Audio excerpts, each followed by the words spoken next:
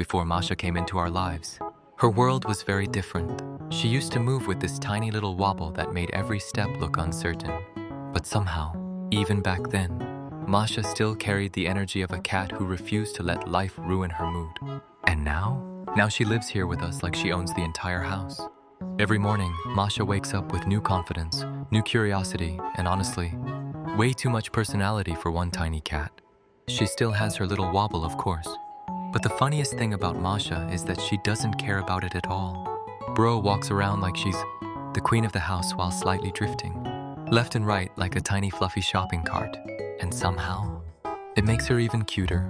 Sometimes she suddenly gets random, zoomies across the room with full confidence even though her legs clearly did not agree to the plan. Other times she stares dramatically into space, like she's thinking about important life decisions. Meanwhile, she literally just forgot why she entered the room. As someone who spends every day with these cats, watching Masha now feels genuinely beautiful. Because she doesn't just survive anymore. She relaxes. She plays. She explores the house. She peacefully lives her tiny little life without fear. And honestly, Masha has become one of the funniest cats in the house without even trying. One tiny wobble, infinite confidence, and the personality of someone who thinks she pays the rent.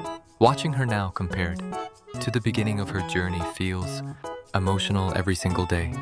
Because sometimes healing doesn't mean becoming perfect. Sometimes healing simply means finally feeling safe enough to be happy.